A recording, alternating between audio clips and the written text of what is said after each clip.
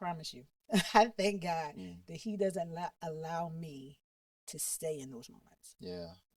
Because I've seen people stay in those moments. And I don't know if He allowed them to stay in those moments or they just was bucking too hard and He was like, I'm going to let you do what you want to do. Yeah. I don't know. Yeah. But I am thankful that the Lord does not allow me yeah. to stay in the moments where I'm just like, I don't want to submit to His presence. I don't want to submit. I don't want to believe that what He said is still true.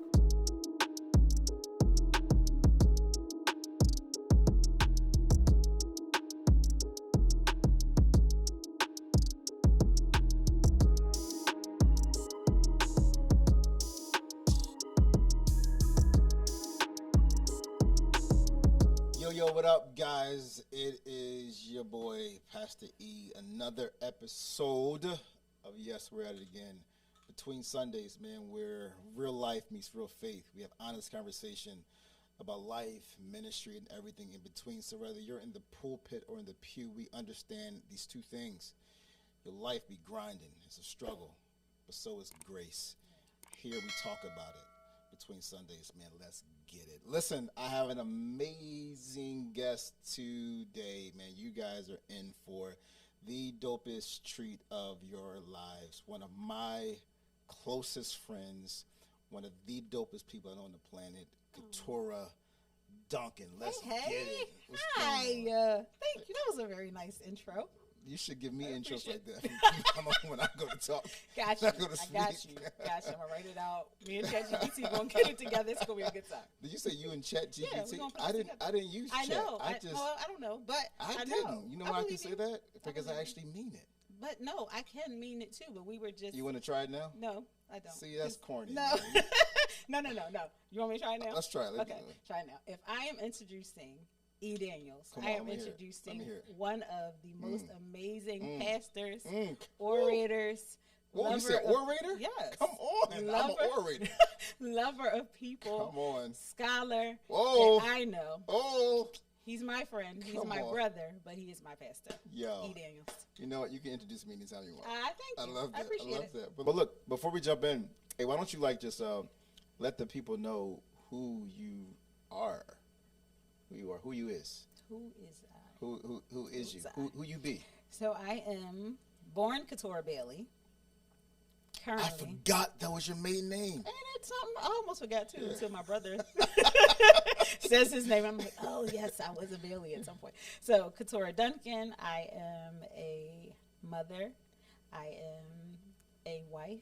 I get to serve as a worship pastor, and women's ministry leader. I am a friend.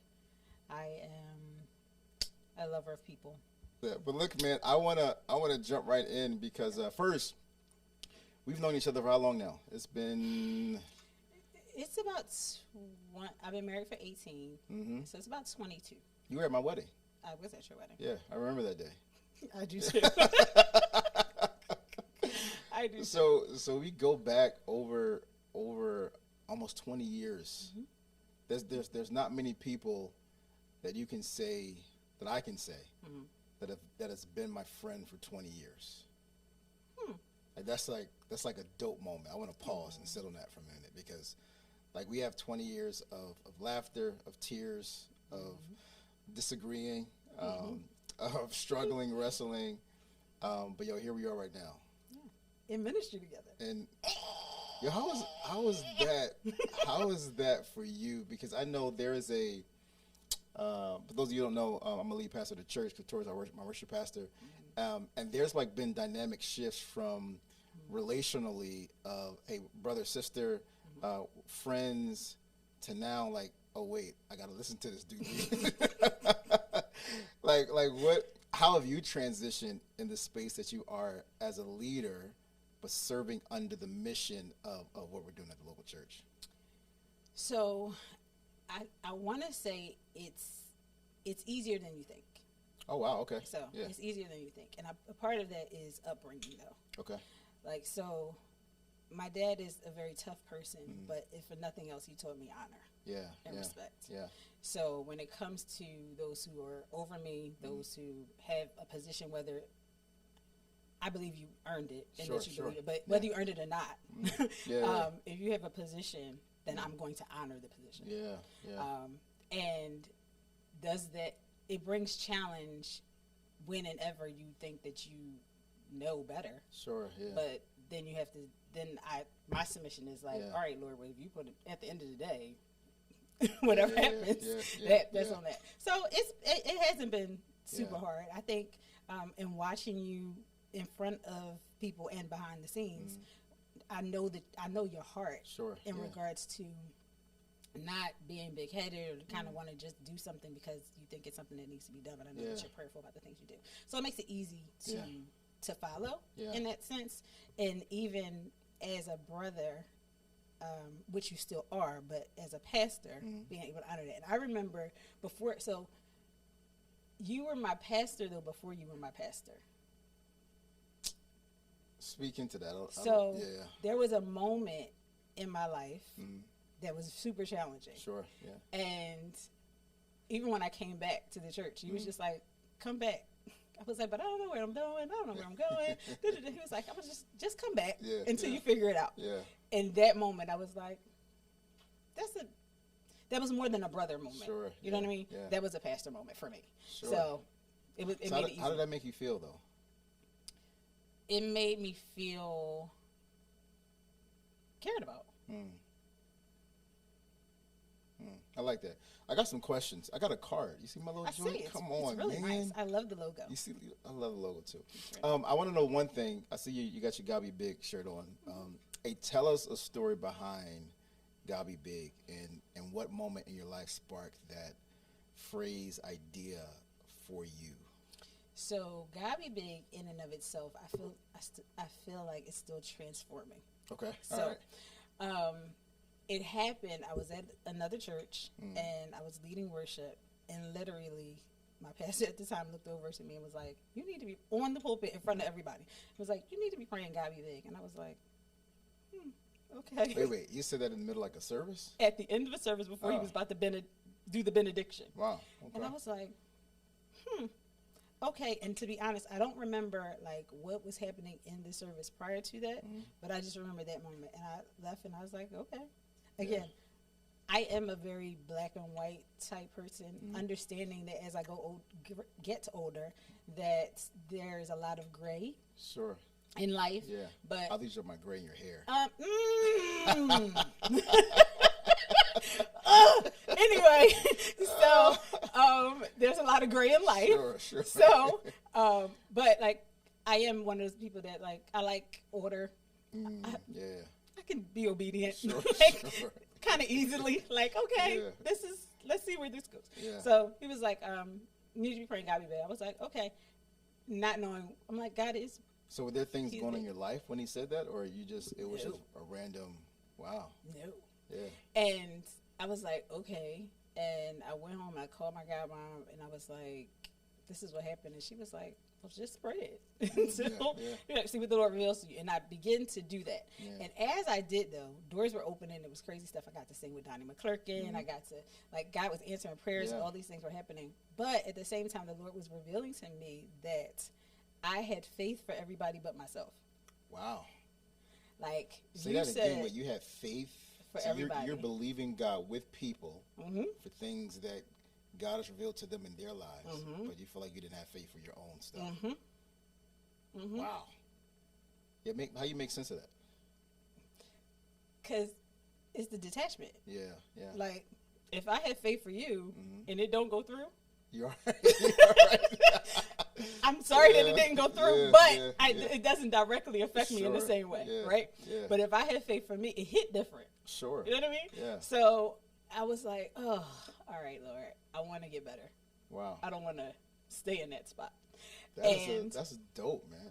I don't think I knew that part. I can say what I thought it was.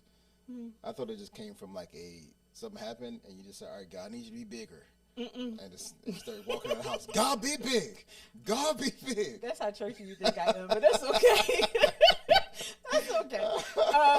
No, so then that was that. And then I had already had a song that I was working on at the time that talked about God being big, but it wasn't necessarily. Which one was that? God is so big, strong. Yes. I like that song. Thank you. Yeah. Can I redo it? Huh? Can you read it? You know, it's sample. Go ahead, do your thing. I can sample the song. Do your thing. You get all the credit for it. I just sing it again. Yes, sing it again. Yeah. Have fun. So I did that, did like a whole situation, and over time. I didn't know though, like once I released the song, like how my life was going to drastically change, where I was going to have to be walking around the house like, God be big. Like, God, what are you doing? Be big. Like this stuff, do something. I didn't realize that was going to be the case.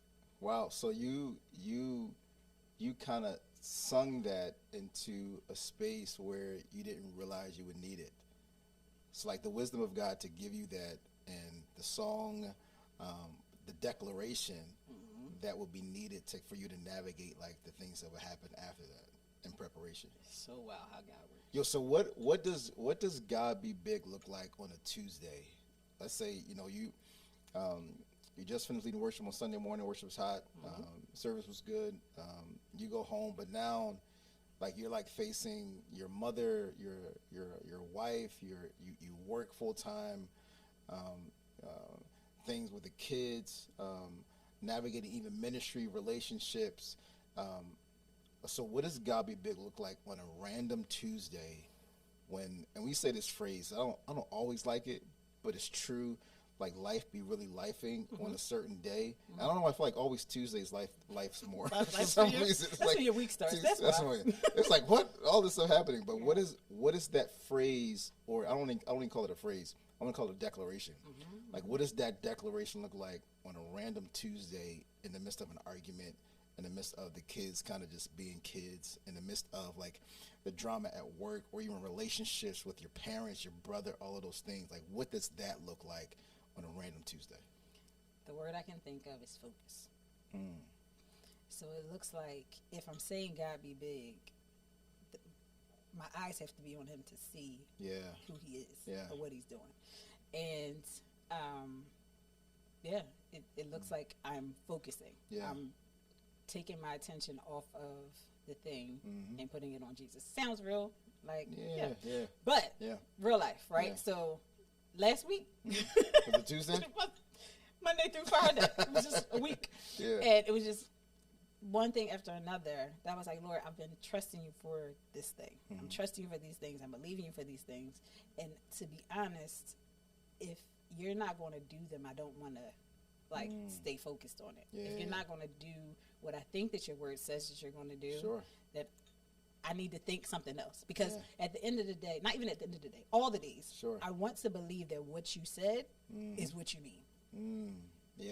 And that what you said is what you're going to do. Yeah, that's good. So, but if what you said, what I believe you said, is not really what you said, I need to adjust. Right? I need to adjust my focus. So, having this conversation over and over with the Lord, like, I need you to do this. I need you to do this. I'm reading your word. I'm declaring your word. I'm prophesying. I'm walking around the house. I'm doing all the things. And still feeling like nothing's moving. Nothing's shifting. It feels like it's getting worse. Right?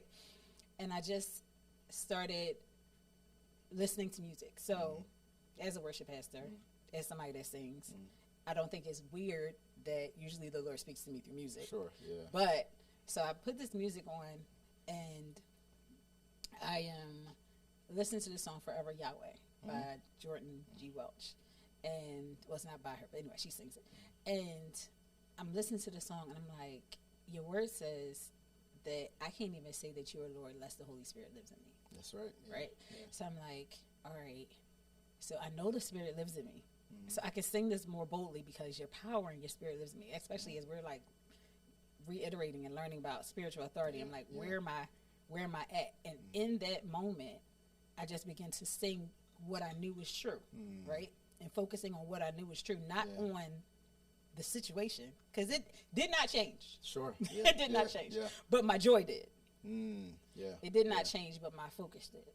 And at the end of the day, I'm like, you're going to take care of me. That's the part. Like, I'm not afraid that you're not going to take care of me, but I just want my focus to be right. Yeah. And I got to keep my eyes on you. So God be big in the Tuesday Yeah.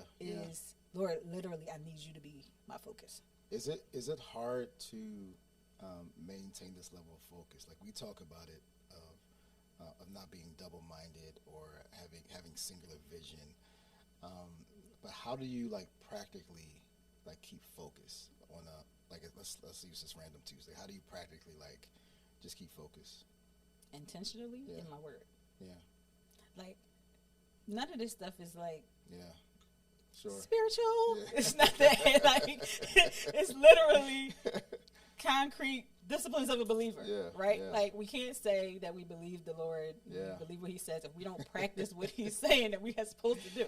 So I have to keep his word before me consistently. That's all I got. I like that. I got another question for you. This actually talks about ministry. Have you ever felt like the vision that God placed in your heart was delayed because maybe in a season you had to serve someone else's vision? What is you say, yeah. I'm doing it right now. What is that? No. So what is it like? And I want to speak to this because I think you're one of the most gifted worship leaders from a context of being able to lead a room into the presence of Jesus, right? And not necessarily lead them there and you go off someplace else. Like I think most times when I'm looking at worship leaders, they have a hard time leading them to the space. But then when they get there, they feel like they have to do more, right? So it's like when I lead them there, let's just enjoy Jesus together, right? Knowing you as an artist, musically gifted, do you feel like in seasons you have to halt or stop what you're doing so that a greater, not even, I won't say greater, another vision that you submit to is kind of exemplified first or push first? Yeah, so one of my mentors said to me, we were talking about balance, and she was like, think of it like juggling, and whatever's in your hand at that moment is what you're kind of focusing on, right? So, yes, I've had moments where I've had to put seasons, years, lifespans, where I've had to put other things before, like the vision or the dream I believe God gave me or is giving me. But in that, I think it's twofold. One, at my core, I'm a helper. Sure, yeah. Like, so whatever's pushing for the kingdom, whatever is like going to be most impactful, that's what I want to be a part of, even if I'm not in front of. Yeah. That I know you said you want to be a part of, even though you're not in front of. Yes, I want to be a part of the impact. Yeah. Even if I'm not the one that you see on the forefront of it, and I've done that. Yeah. So when it comes to like putting things to the side or not being able to do what I think I want to, or I think God's calling me to do in those moments, yes, and yes, I still have those moments. Yeah. And yes, I've had those moments throughout time. In those moments, I've been prayerful. Like, all right, Lord, what am I supposed to learn while I'm serving? How do you want me to be present while I'm serving? Because sometimes we feel like we got to save the best for ourselves. Like, I'm going to save my best singing for me. But when you want me to sing background on your album, I'm going to just give you like a B version. Because I feel like you tried to do that on the last album I did. No, I'm joking. Like, such lies. But, you know what I mean? Like, and even with loving people, it's like, give all you got. Yeah. As if you'll get more. So do you feel like, I mean, just get a little more personal. Do you feel like that happens with us? Like, so for our context, like, we've done ministry together, we've sang together, we've traveled together, all those things. Now here I am leading a church. You're the worship pastor of the church that we're leading, and I'm always talking about, like, hey, we got to push the vision. Have you ever felt like, what about these things that are birthing in my heart? Do you see that, or is it a thing where you only care about the overarching vision that's maybe in your heart in this season? So when it comes to music, I don't care too much. You don't care about with the music thing? I'm not. I've done. Yeah. I've done music. at various levels and spaces, and I'm not excited about just the music thing. Sure. I remember having a conversation with somebody I was working with, and it was like, so why do you want to do music? I was like, for me, it's a tool. That's what music is for me. Yeah. It's a tool to get the vision of and the mission of what Jesus has done. I don't need to. I don't need to do. So I'm that. glad you said that. I'm gonna silence my phone though right now. Okay. Do you feel like I should probably do the same thing. You can. I mean, you know, my phone was. It's already sounding. Do you have because people ask me all the time, like, yo, now that you're pastoring, are you going to stop doing music? And I don't know if I know the answer to that yet. Okay. I feel like I'm going to always have a pulse or even just a desire as a worshiper to like engage in spaces. I feel like that's always going to be there. But for you, do you feel like you still have a desire to do music in that context, not necessarily just leading in the local church, but doing albums and touring and the grind? Because I think what people don't know about it is that it's a grind, right? If you're not built for the grind, you'll get swallowed up really quickly, right? Yeah. If you want to do music and put it on, platforms, that's one thing. But if you want to like enter into a space where you're actually doing artistry, that's like completely different beast. So do you still have a desire to do artistry, or are you content with like, yo, I'm like, I get a chance to do something that I love to do and to lead people into spaces where they can encounter Jesus? It'll be B for me. Yeah. But at the same time, I'm not against A. Sure. So opportunity presents itself. We moving, shaking. Wait. Time out. Let's go back. Let's go back. Yes. If the opportunity, because I want to be very clear. Yes. So the opportunity presents itself, let's say tomorrow. I'm not leaving the church. Okay, I appreciate you saying that. So if what opportunity presents itself, do you feel like, yo, I'm going to have to do this? Like, what is the perfect storm? Let me say this then.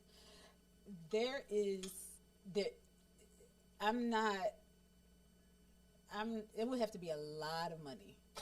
It would have to be a lot of money. So what's a lot of money? A lot. whatever a lot is for you, a lot. It would have to be a lot of money for me to be like, oh, so let's go be an artist. That is not my desire. Yeah. That is not my desire. But I am not against organic things happening. Sure. So if we are developing music within the church and we are putting it out there and something grows out of that we need to now go and travel and do the things and it does not impact my husband and my kids, I'm out. But it has to be a lot of money. But it needs to be a lot of money. Yeah. Because, again, it's a tool for me. It's not just something that I need to do. What have you learned from like the industry?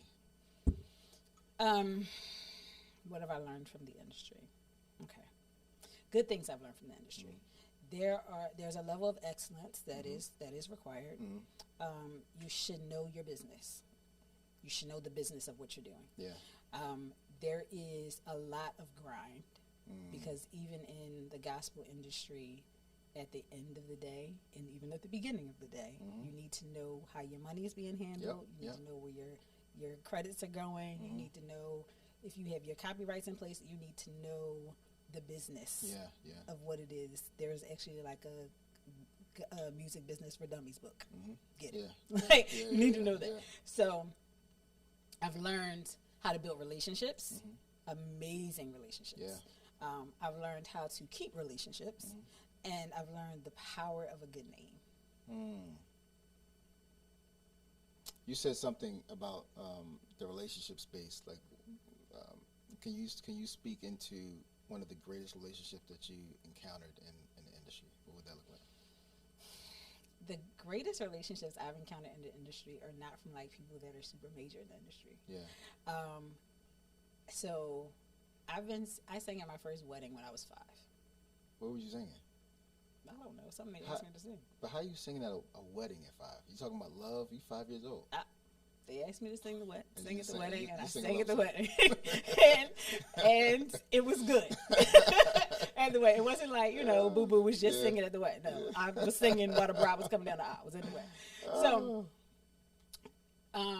with that being said, the maturity of it had me in spaces that other people my age were not in necessarily in. Sure. So I had this mentor.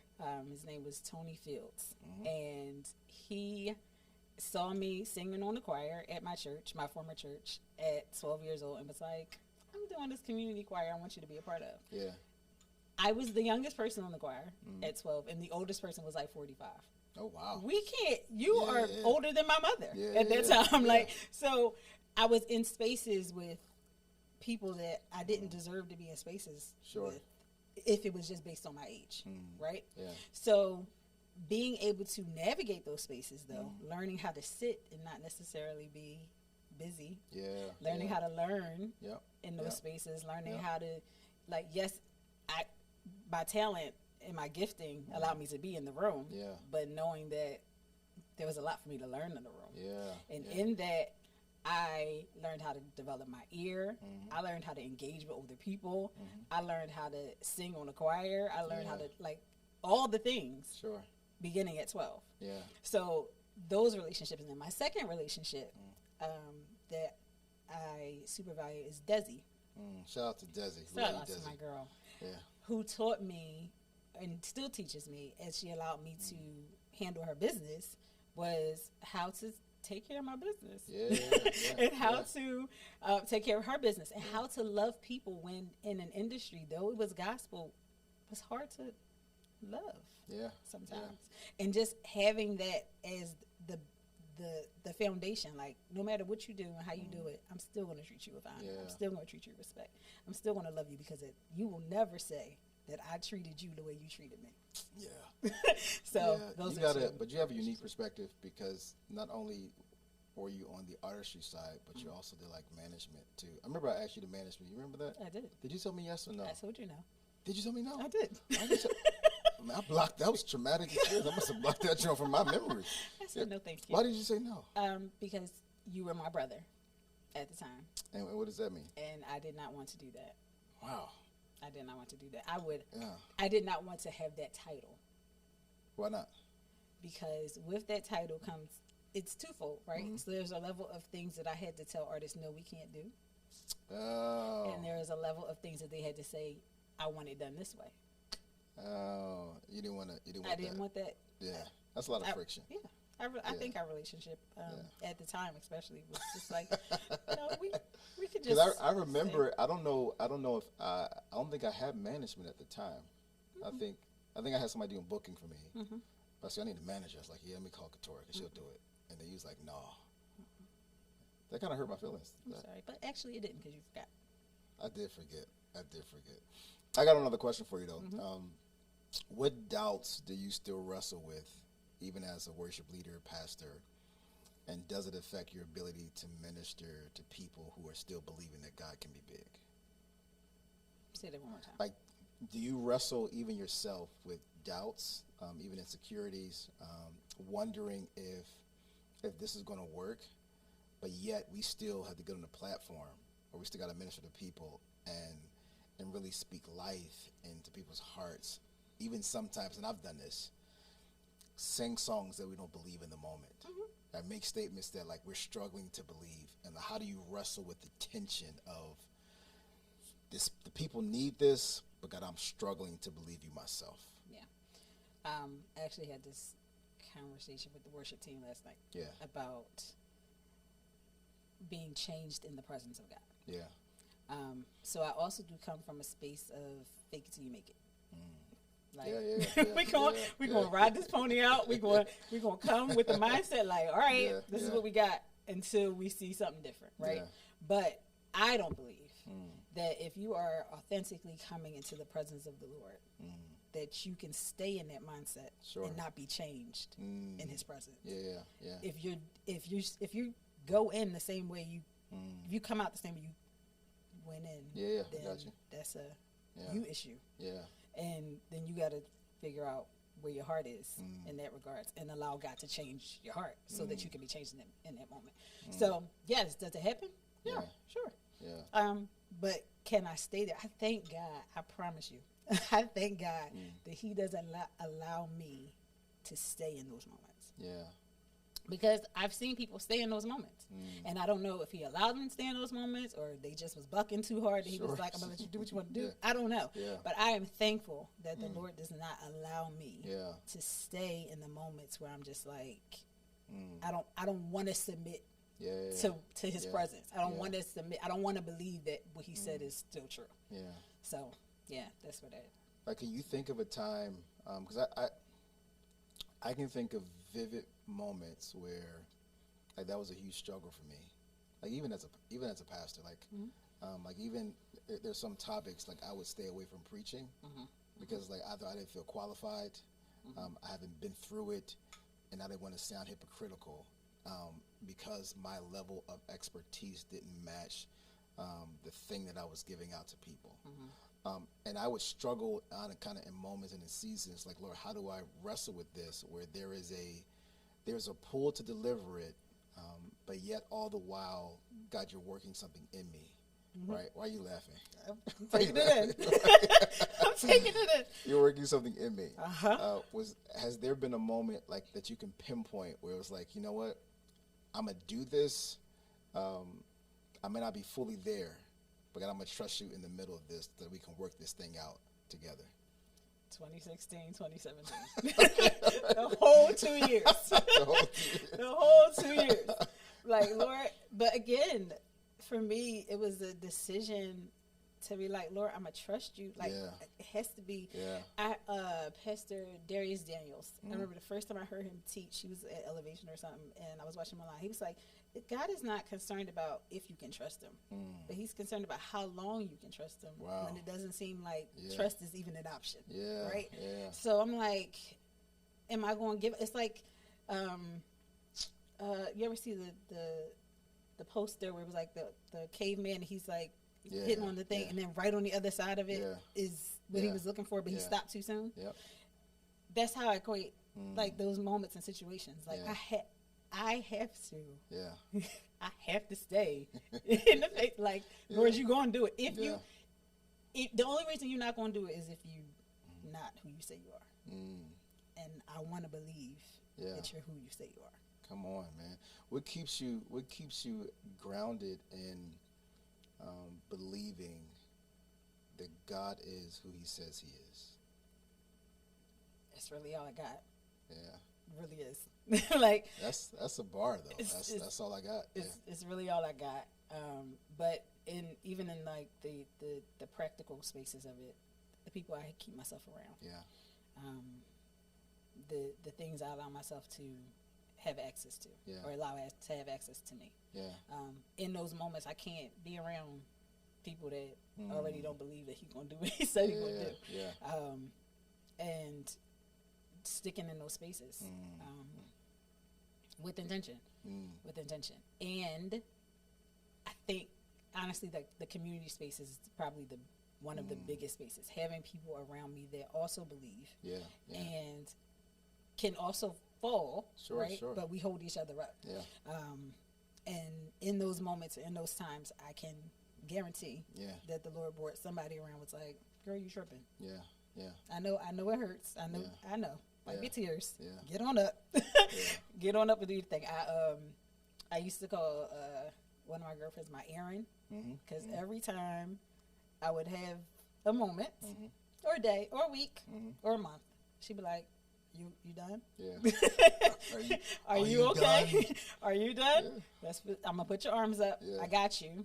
Until you have the strength to do what you need to do in the moment. And the faith of a mustard seed is legit a thing. It is. So as long as I have at least that. I want this thing called rapid fire. You ready for this? All right. So you can. All right. You have to answer. Okay. If you don't answer, you can say I'm not answering, but you got to tell me why. Okay. All right? Okay. I'm going to start easy. Okay. This is very, very easy. Okay. All right, favorite color? Green. Green. I already knew that because you got the green thing going. Favorite comedian? I don't know. I like funny. I love funny. You like funny? I do love funny, but I don't know if I have a favorite comedian. So who's your top, of the top 5 comedians, who's your... I don't know. You don't know that? Anybody that's gonna make me funny, like make me laugh. I really don't. Anybody's gonna make you funny? Yes, if I can learn from them to be funny. No, I want to say Kevin Hart, but he's not. I mean, yeah, no. He makes me laugh, but he's not like my favorite comedian. All right. I don't know. Favorite childhood cereal? I'm old. Raisin Bran was my favorite cereal. Raisin Bran? Yes, it was my You're favorite 85 cereal. years old. I gotta make sure everything is, the pipes is flowing. I gotta make sure. I didn't like Frosted. Well, Frosted Flakes with cold milk was okay. But Wait, so you're like skipping Captain Crunch No, and didn't like it. Tricks and it was too sweet. It was too sweet for me. I didn't like any of it. I've never heard I told you I have an old soul. I need some of that good old Raisin Bran to clean me out. I liked Raisin Give me Bran. some of that Raisin Bran. And though we didn't eat a lot of cereal growing up, but Raisin Bran. All right, My bad. That's new. Mm-hmm. All right, greatest disappointment as a child. Greatest disappointment as a child. Getting bullied? Getting bullied? Yes. I was bullied. Were you? In elementary school. Come for me now, though. You In can Holy try Ghost power, Jesus, but don't try listen, me. I am a different person now. But yes, I got bullied in school. That was a disappointment. Greatest joy As a child? as an adult. My kids. Yeah. My kids. I mean, my husband is they're like time child, but my kids. I'm gonna just say kids. But, Greatest challenge in ministry. People. I love people though. But they're also the greatest But challenge. they're also my greatest challenge. What brings you the most joy right now? I know you said your kids as an adult, but if you had to pinpoint one thing that brings you the most joy right now, what would it be?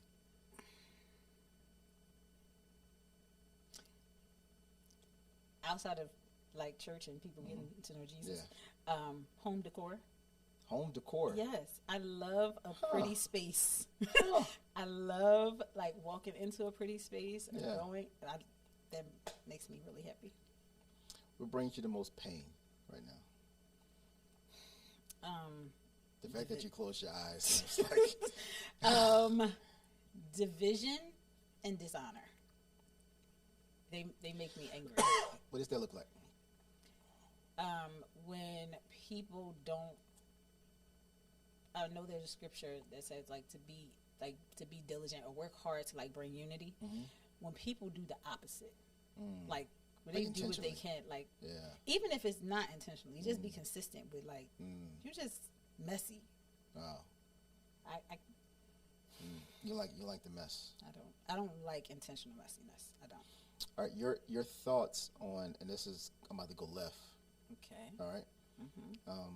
There's a stigma about women in ministry. Okay. What are your thoughts from a standpoint of receiving honor and recognition as a woman yourself in ministry? Give honor where honors due. That's it. So what does it look like? It looks like if I am doing, I guess like. Can I rephrase the question? Yes. Do you feel, as a woman in ministry, that the playing field is equal for you? In my space? Yeah. Yeah. Do you feel that way across the landscape of? No. What do you think the biggest disconnect is? I think the biggest disconnect is just like people are not used to it yet. Because there are amazing women in ministry. Sure, yeah. People that you know and people that you don't know. Yeah. That are doing the work and that consistently get the work done. And at the end of the day, Sure. Especially in ministry, we make up most of the church. You sure you're right. We make up most of the church, Sure and right. things don't get done. Yeah. A lot of things won't get done unless we do them. Yeah. So I think they'll get it together. All right, my last question for you. You go home, go to sleep tonight. You wake up the next morning.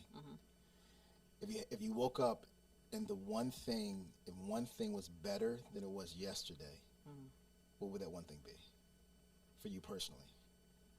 My marriage. I said that was the last one. I haven't. I I got a follow up. It's okay. I got a follow up. No.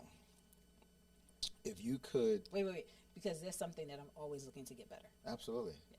And I think you wouldn't be you if you didn't look to that. I think we all should. The beauty in the space that you are leading and serving, but also stewarding. Are you content? Like, are you content with the role, the responsibility, even the weightiness of what you're called to do? Is there contentment, or is I don't want to sound like this, but is it? Do you just want more? Some people look at positions as a stepping stool to get to the next level, whatever the next level is. But for you, with all the things that you do, are you content right now where you are? Am I content with being a worship pastor? Am I content with being a women's ministry leader? Am I content with being a spiritual and natural mother and wife? Am I content with those things? Yes. Now, what am I always not striving, but am I looking to keep a good pace in growth and all of those things? Yeah. Yes. Yeah. Yes. So when does it become achieving versus I'm continuing to develop into the fulfillment of the fullness of what God has called me to be? Is there a difference for you between the two? Like, I need to strive to get this, or is it a natural progression of, man, I'm growing and developing, and every door that is opened, because of the grace of God, I'm able to walk in spaces.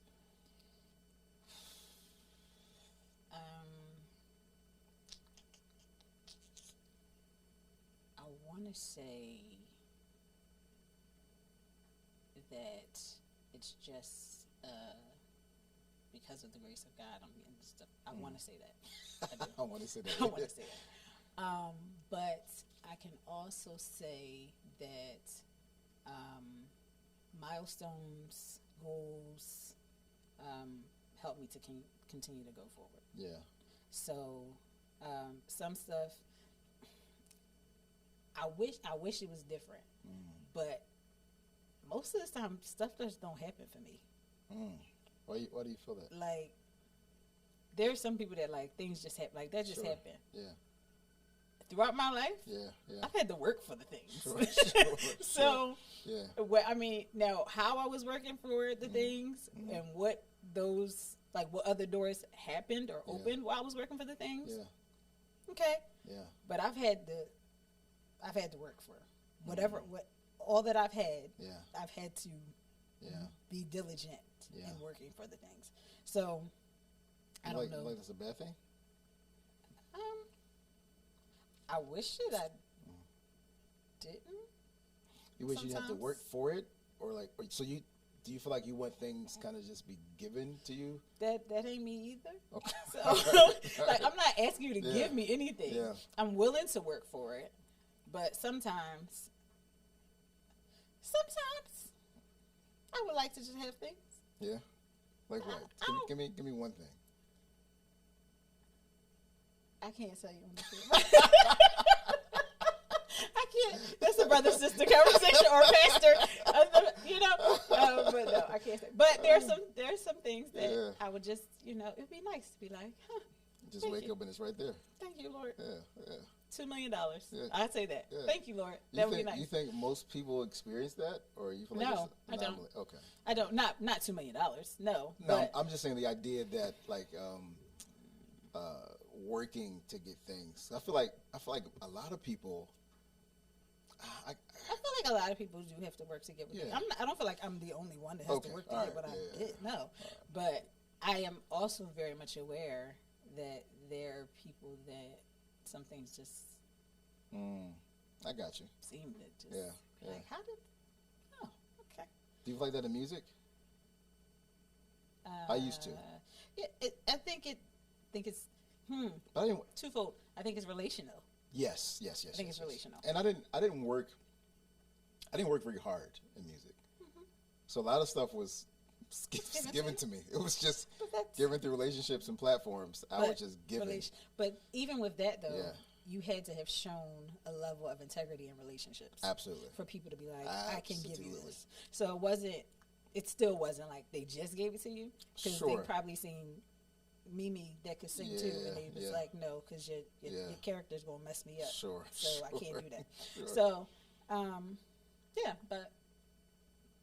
so I think there is a level of for me, there is a level of you have to put effort towards what you want to see be great. Yeah. And my husband has this saying, I'm laughing at it, but it's not. He has a saying that says, be great on purpose. Like, that's a purposeful momentum that we're walking into. And there's no reason not to be great if you're going to be wholeheartedly committed to the things. Facts. But at the same time, it does take energy, and you got to keep doing it. What's your last question? This is really the last one. Maybe not. It's okay. What's your favorite song now? And I know sometimes as worship leaders we have songs in seasons, right? So like the song that's been like in my Rolodex in my mind, I can't even think of the name of it. But I just know the bridge. There's an highest place I reach is search. That's just like I listen to it almost every other day. But in your Rolodex of songs, like what is that song, and why is that song significant now? It's a song by Lisa McClendon. Lisa McClendon. Yes, it's it's an older song. Yes. So Lisa McClendon, "You Still Love Me," off of her live. You know what's crazy? What? You said "You Still Love Me." I was thinking of "You Love Me." It's special. That's just Scott. That's not Lisa Same McClendon. kind of vibe, though. Yes. But Lisa McClendon, "You Still Love Me." It's a really good song. How's it go? I'm gonna be in the wrong key right now in my head. Just speak a key.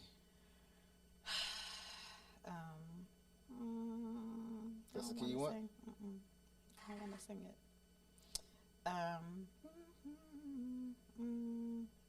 Of course, I can't think of the lyrics. You can pull it up. I ain't no shame in that. I do it all the time. I will. You Still Love Me. But my life song is available. Available. And I learned that song in like 3rd grade. I was a kid when you know that song though. I do know.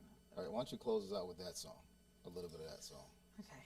Come on, people, bow your hearts. Listen, open your ears, and listen to the sound of heaven. All right. You gave me my hands to reach out to man, to show him your love and your perfect plan. You gave me my ears, I can hear your voice so clear.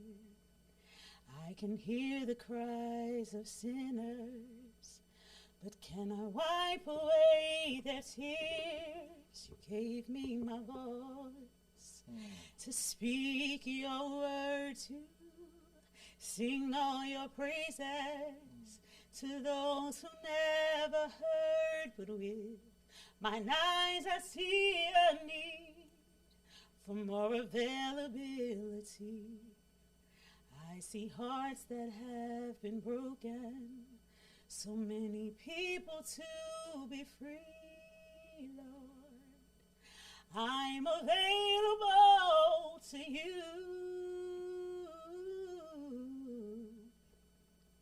My will I give to you. I'll do what you say to. God, use me, Lord, to show someone the way and enable me to say, my storage is empty and I am available to you. Sheesh, man. That's Good still night. My life song. Beautiful song, but more importantly, beautiful beautiful heart. Thank you. Yo, man, it's another episode. Hanging out with us, my homie, my sister, my friend, Keturah Duncan. This is Pastor E. Another episode in the books between Sundays. Let's get it. Peace.